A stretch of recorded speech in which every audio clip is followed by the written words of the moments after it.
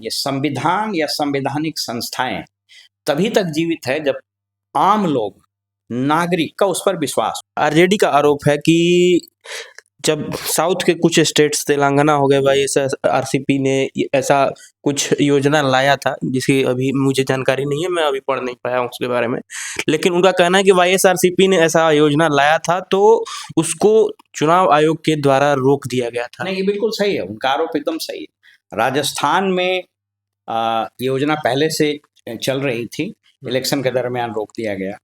तमिलनाडु में अगर मुझको ठीक से याद है तो संभवतः मिक्सर ग्राइंडर वगैरह देने की बात हो रही थी, उसको रोक दिया गया था। तो बहुत सारे राज्यों में इसको, इसलिए मैंने कहा ना कि चुनाव आयोग की निष्पक्षता निसंदेह वो संदेह के घेरे में है, और ये अच्छी बात नहीं है। कोई भी संवैधानिक संस्था पर अगर सवाल उठ रहे हैं तो ये तो बहुत दुर्भाग्यपूर्ण स्थिति। आप याद कीजिए ना, टीएन सेशन के कभी इंटरव्यू को सुनिए, मैं उस वक्त नौकरी में ही आया था।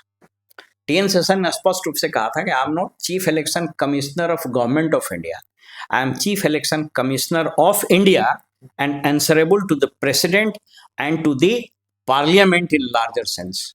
तो अभी तो लग रहा है कि चीफ इलेक्शन कमिश्नर वो किसी विभाग का सेक्रेटरी है, वो प्रधानमंत्री के सामने नतमस्तक है। ये बहुत दुर्भाग्यपूर्ण स्थिति है, और इसको अगर नहीं रोका गया तो इसके बड़े खतरनाक परिणाम होंगे। सर, तो ये खतरनाक परिणाम को रोकने का उपाय क्या है? इसके रोकने का उपाय दो तरीके से हो सकता है, जो मेरी समझ कहती है। पहला तरीका तो ये हो सकता है जो लोकतांत्रिक है, जैसे एक बड़ी बात हो सकती है। अगर फर्ज कीजिए, मैं एक छोटी सी बात कर रहा हूं कि अगर सारे पॉलिटिकल पार्टीज जो अपोजिशन में हैं उनको चुनाव आयोग की विश्वसनीयता पर संदेह है, तो वो लोग आपस में आम सहमति बना के चुनाव का बहिष्कार कर दें। आपको याद होगा बांग्लादेश में जिस शेख हसीना ने चुनाव कराया था तो उसमें बाकी अपोजिशन पार्टीज ने भाग नहीं लिया था। नतीजा क्या हुआ कि उसकी उस सरकार की विश्वसनीयता पब्लिक के नज़र में शून्य हो गई। और फिर वहाँ क्या हुआ आपको पता है।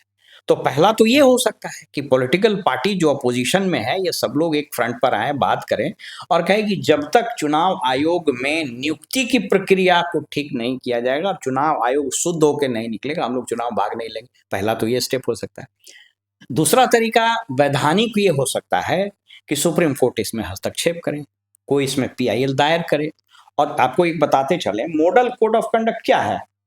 मॉडल कोड ऑफ कंडक्ट एक कोड ऑफ इथिक्स है, ये कोई कानून नहीं है जिसको आप कोर्ट ऑफ लॉ में चैलेंज कीजिएगा। ये तो एक कोड ऑफ इथिक्स है बनाया गया। जैसे इसको आप ऐसा समझिए कि हम लोगों के घर में जो भारतीय संस्कृति है वो ये कहता है कि अगर पिताजी आ गए, बड़े लोग आ गए तो आपको खड़ा हो जाते हैं हम लोग।